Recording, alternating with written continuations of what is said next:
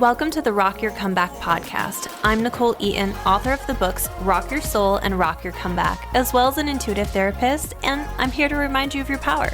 This podcast focuses on mindset and inviting the universe in to create a life that feels so good, so aligned, and so authentic. I hope you're ready.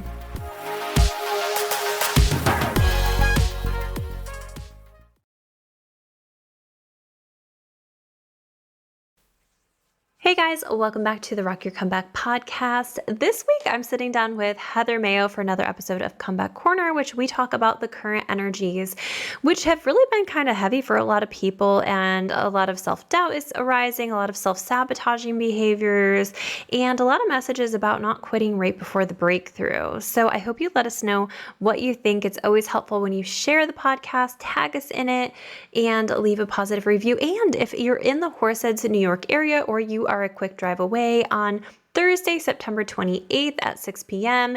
in Horseheads, we are going to be doing a live podcasting event. It is our very first live podcasting event. So we'll do about 30 minutes of actual podcasting, talking about resetting and routines, and just getting back into your own vibe for the fall season. And this will be the first time you will get to live ask us questions and get your questions answered for where you're at in your personal life. It's going to be a lot of fun, a lot of connection, and you're going to get a really solid way to get reset in your life. So the tickets are in the show notes. And if you are an annual Comeback Club member, this event is free to you. So we hope you can make it. We're super excited about it. And I hope you love this episode as much as I do. Welcome back to another episode of the Rock Your Comeback podcast. We're back in the comeback corner with Miss Heather Maio. She's a two-time gym owner and author of the book, Not Another Diet Book, and just overall badass. Oh, and she has a fantastic podcast called Magic Mindset that you guys are going to want to check out. So welcome back, Miss Heather. Thank you for having me. I'm always so excited to be here. I love having these conversations with you because we get to talk about the current energies and what's going on and how we're handling it as people who dive a little deeper into mental health and personal development than a lot of people. Mm-hmm.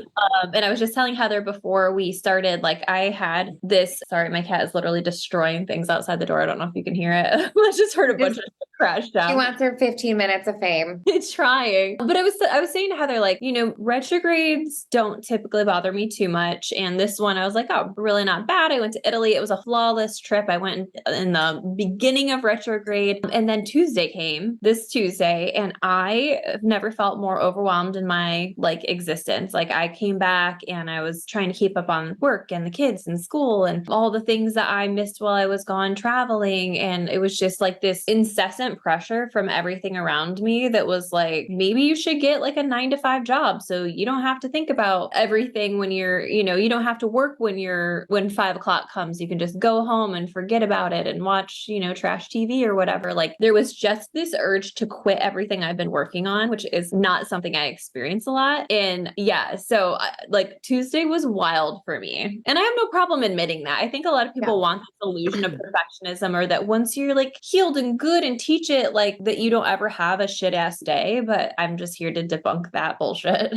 Yeah, it's funny because I was thinking about this completely unrelated, but also completely related as things are. I was thinking about this after my tattoo removal appointment, and why that matters is I think we're both very similar in the fact, like for me, everything can be a ritual. Everything can be a clean slate. Everything can be an opportunity to like up level, start over. And so like getting these tattoos removed for me is kind of symbolic of putting away a chapter of my life. Like I am not that person anymore. I am not that girl who makes these decisions that are questionable. And so it feels very cathartic and soul healing for me to be in a place where I can do this, one, financially, because it's a lot more expensive than getting tattoos done in the first place. But two, just is symbolically as, okay, I am like, these things are no longer going to be on my body. Not that they were horrible times, but like these reminders will be gone. And it kind of put the pieces together for me. And I'm thinking about, we all know what happened after Tuesday. I know what happened after Tuesday for you. And so this is where I'm going with this. And hey, yeah.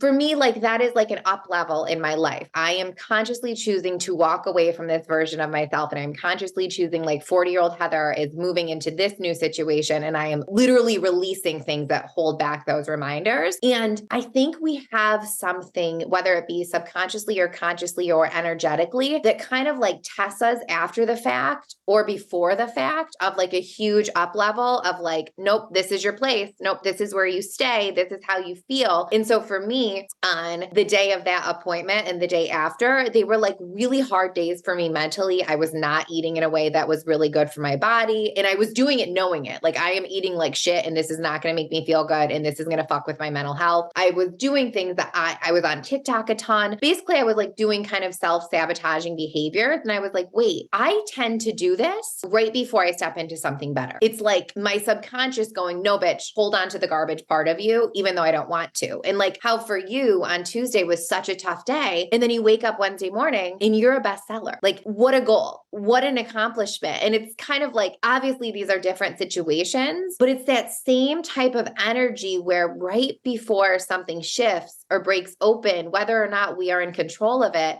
I feel like this is very, well, like what you were saying, I feel like it's very common where we're kind of like tested in a sense of, am I doing this correctly? Do I want this bad enough? Is this really where I'm going? And it's really easy to get caught in that part, the part that sucks, and just say, yeah, no, this is not for me. This is too hard. I can't do this. And forget about what can come after if we just literally stay the course. And you know, what's funny is like, I mean, like I said, I was like, do I start looking for 9-to-5 jobs? Like, it was so overwhelming. And my old bullshit is that when I get overwhelmed, I shut down. So it was right in alignment with all of the work I've done over the years of when I get overwhelmed, I shut down. And I got the same message from 3 different people, some that had an idea of where my head was at and some that didn't know where my head was at. And one thing that like when I was in Italy, there was just this feeling of slowness, and that slowness was okay. So when I got back in and I felt all this pressure to like speed up, I was feeling like lost in the shuffle because that slowness felt real damn good. And so I actually ended up taking all of Tuesday off and I took a long Epsom salt bath. I was like, I want Mexican. Like I am doing nothing today. I am like committing to nothing. And the message from those 3 people was to slow down and to rest because my body couldn't handle it. My mind couldn't handle it. And my nervous system, most importantly, couldn't handle it. And so when I'm in a place where I'm not handling things well, I can do a couple things. And this is for anybody listening. If you're in a place where you're just not handling things well, you're feeling overwhelmed all the time, there's a couple things you can do. You can start to feed into the story that that's just what your life is and is going to be. And you can start to get real worked up about how this always happens and everything's always busy and everything's all on you. And you can start to feed the stories of the things in the lifestyle you don't want, or you can shut the fuck up and rest.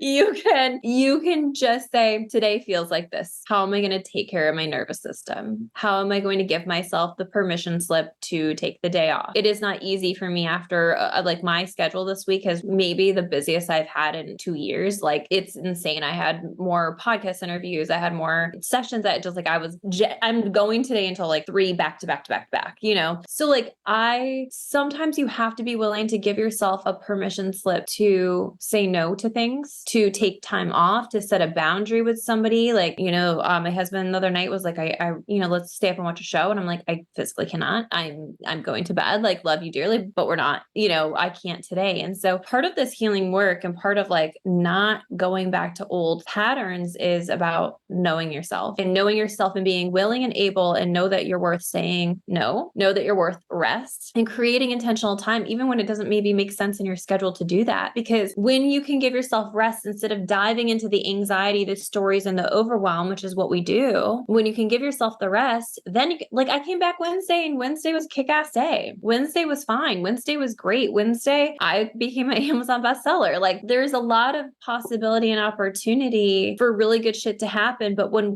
we're doing 1 of 2 things energetically, right? We're feeding into the chaos and we're creating more chaos because we're focusing and we're obsessing and we're bitching and we're whatever. Or we can rest and just neutralize it. It's 1 of 2 things. We're either going to create this to make it a couple days or let it die today, Yeah. And it's a conscious, like, when it comes back to what we talk about all the time here, just what do I need to do right now? Let it be small. Let it be simple. Let it be whatever it needs to be at that moment, knowing that you can rest, you can do what you need to do, and you can do so in a way that is actually restorative, as opposed to what many of us do or have done in the past of resting and sabotaging, resting and, ruminating in the fact of the negative what ifs and the fact of, this is overwhelming. And like, it's really, really easy in those times to get caught up in that story. But if we just allow ourselves just a chance to breathe and a chance to go, okay, this is what I'm feeling right now. It's valid. I'm acknowledging it, but I don't want to do this anymore. I don't want to stay in this story anymore. What can I do right now to feel better, or at least just neutralize myself? Because let's be real, sometimes feeling better in that moment isn't available, and that's okay. We can acknowledge that, but we can just get to a neutral place, which, like you said, take a bath, go get some tacos, go get some, like, I know my coping mechanisms now, they are eating to soothe, but there was a point in my life where that was a very negative, destructive behavior. However, with some awareness, with some work, with some clarity, I can recognize it now and I can allow it, but I can do so in a way that is not destructive by just saying, this is the choice I am making. I'm allowing myself to experience quick and easy dopamine, and to do so in a way that is comfortable and a way that is safe, because it's better than drinking. It's better than, whatever. And I'm going to stay conscious through it, so I don't wake up tomorrow feeling like an absolute piece of garbage and have shame over what I did. Like, there's always a way that we can meet ourselves in the middle if we give ourselves an opportunity to just kind of sit with those uncomfortable feelings for just a couple minutes. It doesn't, it doesn't take that long. We just have to allow ourselves the ability to do that. One of the things that I talk about in Rock Your Comeback is acceptance is neutralizing. Like, yes. When we can just accept, I don't want to feel this way, but I accept that I do. I accept that this happened. I don't have to love that it happened, but I do accept that it happened. Like, anytime we can play the game, not just mentally, but energetically, if like, I don't have to fight this, and I don't have to be mad at myself about the way I feel. I don't have to add and layer things, because we're really, really good at that. We're really good at adding and layering feelings because we don't want to feel bad, and then we're embarrassed that we feel bad, and ashamed that we feel bad, and then we feel guilty for feeling ashamed. And it's like this vicious cycle where we take one crappy feeling and we make it 7.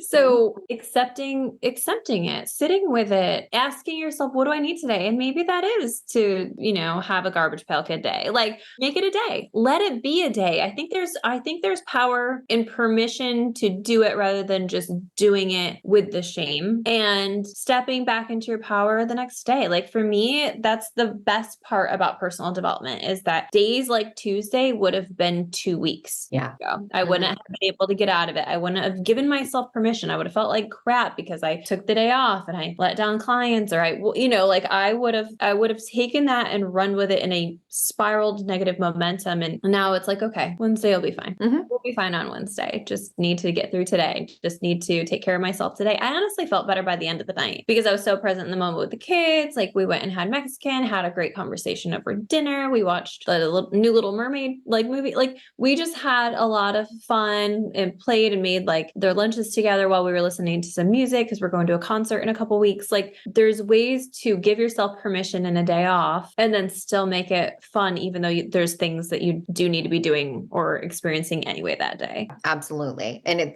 I think that's the key word to it. It's just giving yourself the permission to do it, because in doing that, you're consciously choosing it, which I think for so many of us, that was the missing link before, is we would go to these destructive or numbing pathways, and we would do so habitually, and we would do so without awareness, where we can take what on paper maybe is the same exact behaviors, going to get Mexican, filling your, you know what I mean? Like, whatever. And we can say, no, this is what I want to do because this is going to help me feel better. And I'm going to turn it into something that actually brings me joy. I'm going to, you're not sitting there bitching and crying over a margarita. You're having a wonderful conversation with your husband and your children. Like, that is the same thing on paper, but a completely different energy. And I did not drink that day because I knew I wasn't in the space to do it. Exactly. I love me a margarita with my Mexican, but that was just a day I I was like, my husband got a margarita. He's like, you're not getting one. I'm like, absolutely not. Does my body need any additional help feeling like garbage today? Mhm. So just knowing yourself well enough to make choices in your favor, because I could have like numbed out and done that route and then probably felt just as shitty the next day. But here's the thing is like, when you're like, we're talking about this because, and we're talking about it in reference of Tuesday, I wanted to give up everything I've been working on. And Wednesday, my book hit bestseller. Why are we talking about this? We're talking about this because when you get close to your goals, when you get close to the things that you desire, your bullshit may come back to haunt you briefly. And you get a choice to say yes to it or to say no to it. You get a choice to buy into the energetics of it or not buy into the energetics of it. And I think of it kind of as like walking up a hill. Like, let's say you're walking up the hill and you can see the top. You have two choices. Let's say you cave into the self-sabotage, you drink the day away, and you kind of slide back down the hill. Or you can give yourself permission to do whatever it is you need to do that day, whether it's rest, whether it's just not cook that day, whether it's shut yourself in your room for the afternoon,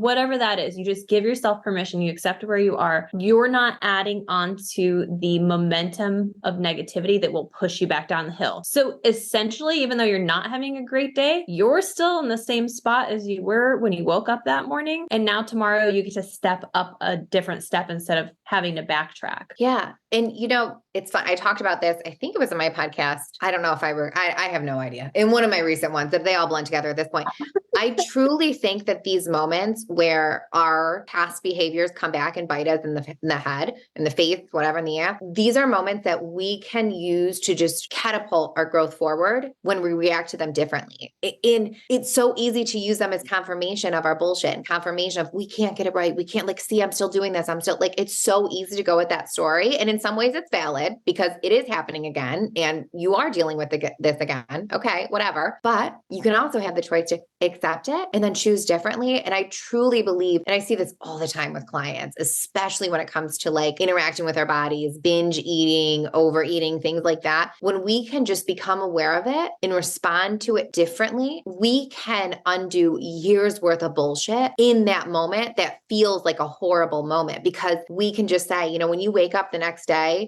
again, specifically like binge eating, overeating, when we wake up the next day and instead of saying, I ruined it, I sabotaged my progress, now I can't eat carbs until next week, I can't eat sugar, I can't do this, we can just say, okay, it happened. Why did it happen? Well, it happened because I was stressed out. It happened because I was anxious. It happened because I was worried. Okay, that's valid. You were stressed out. You were worried. You dealt with it in the way you knew how to deal with it. Nothing, no harm, no foul. So what am I going to do today? I'm going to take care of myself and make sure I don't feel this way again. Like that's what changes it as opposed to just going back on the new behaviors. And it's just that point of acceptance, awareness, and then how we respond to it. And so in those situations, like when I have a client who's texting me in the middle of this, like I'll get this text, like, I just had a binge. I don't know what happened. I'm like, okay, guess what? This can be really exciting because this is when you can change it. This is when you can respond differently. And holy shit, on the other side of it, like that's the up level. Like that's the waking up to the great news that, and it's just kind of seeing those moments through and believing that they can end up working out actually in your favor. Because if you think so, they will. And it really can be that simple.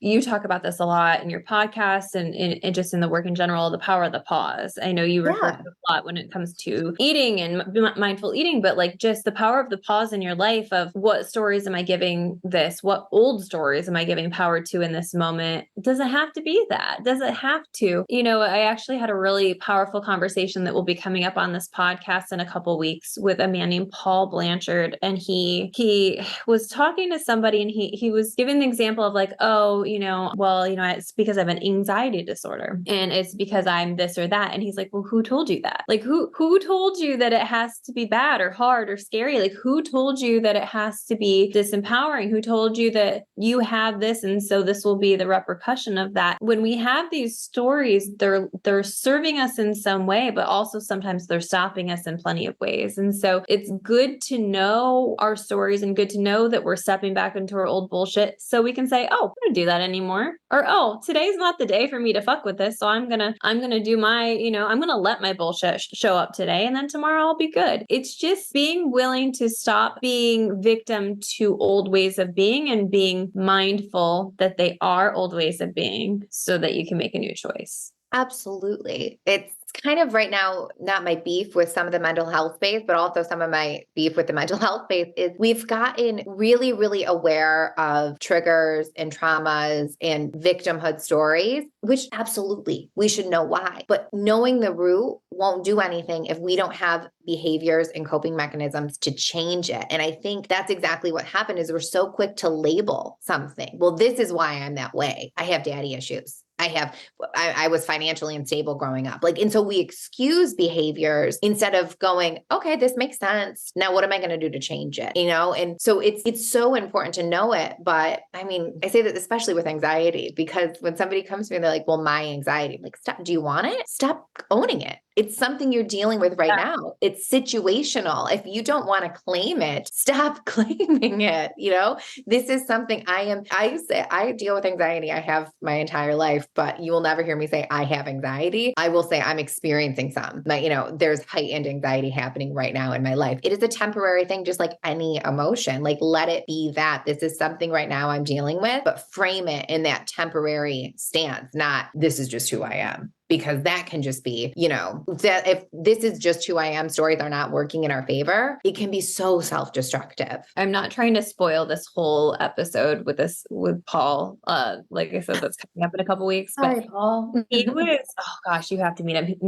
Amazing, just super intelligent man. But he was talking about how explanation is our brain's pharmacy. So the explanation gives us just a hit of relief from the problem because it produces some sort of chemical release when we have an explanation that resonates with us, that we think that the explanation and the understanding of it is the solution, but it's sometimes the block to helping us heal, because then we claim it as an identity and structure our basis of our perception around it. Absolutely. I love him already because I couldn't agree more. That episode is, I hope everyone's subscribed because that episode is phenomenal. And I was just sitting there like, I know nothing. I literally don't know. I don't know a damn thing, but it was so inspiring. But yeah, I think we get caught in the explaining and the identifying, and then we get in a mess. And the truth is that we can have days like Tuesday. Right. And then we can wake up Wednesday and have a day like Wednesday. And that's the really amazing blessing of our lives, is that we get to decide to release things the same day. We get to decide to not claim things the same day. We get to decide to have a bad morning and heal in the afternoon. We get to decide our own timeline. We get to create our own momentum, and we get to do that with the structures and the mindfulness that works for us around the things that work and don't work in our lives. Yeah. And we don't have to feed into any of the stories in the process. We don't have to decide this means we're going backwards. That we don't have to decide any of it means anything. And I think just choosing to the next day, choosing to respond differently to it, and giving yourself an opportunity to build from it. I call them my do everything days. I every intention that I write down in my bullet journal for the month, I want to do everything that's on that list after a garbage pail day. It makes me feel better. That's my clean slate. I understand that could be overwhelming for other people. And so you don't need to do that, but kind of pick a few, come up with a few behaviors that you can almost ritualize that allow you to signify I'm clearing my slate. Deep clean your kitchen, take an everything shower, take a bath, do something that signifies to you, I'm clearing this out and I'm moving forward differently. One, it's going to feel really good. But it also gives you something tangible to come back to root yourself in. So, when that happens again, because it's life. We have podcasts on this, we have books on this, and we're still dealing with this. This is very much a human thing that is very normal. And so when you come up with some sort of ritual to get through it on the other day, it just makes it that much easier, because okay, this is what I need to do to get me back to feeling my best. These are behaviors that are going to reset me. And you can just kind of go from there. So mine are an Epsom salt bath. That is I was telling you earlier, I literally just soaked in an Epsom salt bath, probably half the day. I just kept warming the water a little bit more and going to flow. So Epsom salt bath. And I definitely love to listen to some sort of hypnosis in the evening, because if I can at least do those two things, I can reclaim my energy for the next morning. And then I'm starting not at the negative, but at a neutral space for the morning. So Epsom salt bath and a nighttime hypnosis, or listening to some kind of binaural beats overnight also works. And then in the morning, I've got to move my body. I know even if I can just get out for a walk, or if I can go to the gym or whatever the case might be, me just moving my body in some way, shape, or form. And then if I'm ready, I can come back to manifesting. If I can find my power, if I don't find my power, I don't touch it. Because if I'm trying to manifest, it's from desperation and wanting to be somewhere I'm not, and not from a place of, I know I'm capable of having this life. So those are my kind of criteria. Maybe I don't do all of them, but definitely the same day, if you're having a bad day and you're in a tough space and you want to kind of reset, Epsom salt bath, energy clearing, and overnight hypnosis. I swear by those things just to reset for the next day, because we don't need to have a bad week. We don't need to have it's just bad life. It's just a day. Yeah. Yeah. And let it be that simple, especially the nighttime thing. That is such a simple thing that I feel like we're not taking advantage of enough, where we can say to ourselves when we get in bed, like, say a little prayer, say something, and set the intention. I am going to have a restful night's sleep, and I am going to leave everything that is not serving me. I am going to shed it during the night. Like, set some intention that feels aligned to you, because it will help so much in clearing and releasing that stuff, instead of just going to bed still in that spiral. Like, I love that. I've never done a hypnosis before I go to bed, but like for me, it's just kind of like breathing with my hands on my belly, my hands on my chest, saying a prayer, something, and just reminding myself, I'm not going to feel this way tomorrow. Tomorrow I'm going to wake up feeling lighter. Tomorrow I'm going to wake up feeling clear. I'm going to have a good night's sleep, and telling myself what I would like to have happen. More often than not, it ends up happening. And it is so incredibly helpful and so incredibly easy. I'm like a lazy girl when it comes to healing. So I love like a shortcut, and I swear the like nighttime hypnosis, because you're most suggestible brain wise in a resting state. Mm-hmm. Even if you fall asleep in the first 2 seconds of the hypnosis, as long as you've got some kind of headphones in or can still hear it, it'll ingrain in your mind. Like, we're so suggestible when we're in a relaxed state. So all of those better messages going right in, all of that better energy, and the music that they put with it is always healing. So like, lazy girl hack, take an Epsom salt bath, because that takes no work or energy or belief in yourself, and do a nighttime hypnosis, because that takes literally no belief in yourself. You don't even have to muster up an affirmation if you don't have one, or a manifestation. You can just let Jason Stevenson do it for you. Favorite, by the way, if you're like, what do I look for in a nighttime hypnosis? Jason Stevenson or Michael Seeley, go to. I could listen to either of them every night. And honestly, why aren't we programming ourselves at night? Not only will you get a better sleep just overall, because it will take you into a better and deeper sleep, but then you're programming really good things into your brain. Like, why wouldn't you be doing this? Me and my husband both do this at night. Yeah, we love a good, simple, easy, let it be shifting hack. And isn't it crazy how little things like that, which are literally doing the least, can set you up for so many other beneficial changes that are so much bigger with so much less work? Like, it's just one of those like domino things. And it's the low hanging fruit that we tend to overlook. Like, we want these like big, salacious, hard changes to be what we go to. And I get it, because like, yeah, we get the sense of accomplishment, whatever. But I don't know, you and I both will always campaign for the little stuff, because like, holy crap, it'll spin out in really great ways. I just like to make it easy. I don't like to do the work. I have enough on my plate. I don't need a billion other things to add to my plate and add to my work. But the things I do, they work. And the things I do, they feel good to me and they feel easy to me. And I'm all for making the healing journey easy. On the Comeback Club, I have a whole list of resources of my favorite hypnosises, of my favorite binaural beats, the things that I use on a daily basis. And as I use them, I usually add them. So most of the time I loop my favorites and stay there. But yeah, I have a whole resource section, and we have help for you coming up. Heather and I are going to be in Elmira Horsehead's area in New York, and we are going to be putting on a live podcast, which I'm ecstatic about. It's the Come Back to Your Magic event, and it's September 28th. I can't remember the time. Do you remember the time? Thursday, I believe we put 6 p.m. Give people enough time to get out of work. So 6 p.m. on Thursday, the 28th. It'll be like an hour and a half. We'll be chatting, and you can chat with us. Like, we love to have conversations. We love to answer questions, but you can come hang out and just get some good vibes for your back to school season, because we're in fall and people are trying to get back to themselves and get back to the routine. So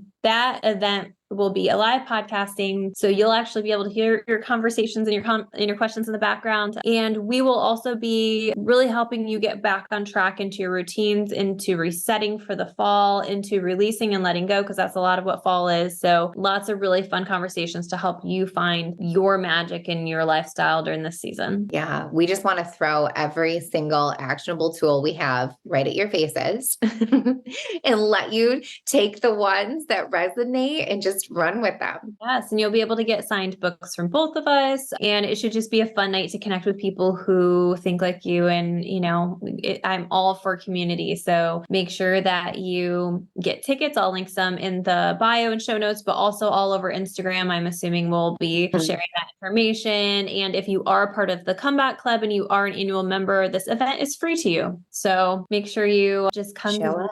Yeah, just show up. So thank you, Millie. And where can people connect with you and find you? You can find me on Instagram or TikTok, just Heather.Maio, or my website has everything linked, heathermaio.com. Perfect. Thank you. Thanks for listening. Make sure to get a copy of my latest book, Rock Your Comeback, The Down to Earth Guide to Reclaiming Your Power, just about everywhere books are sold. Join the Comeback Club for exclusive access, masterclasses, and more. And I always love to know what you think, so make sure to shoot me a DM or leave me a review. Thanks for listening to the Rock Your Comeback podcast. I hope you're feeling inspired, motivated, and ready to take on the world. Now go step back into your power. The world's been waiting for you. But first, if you could, leave me a review or share with a friend. Thank you.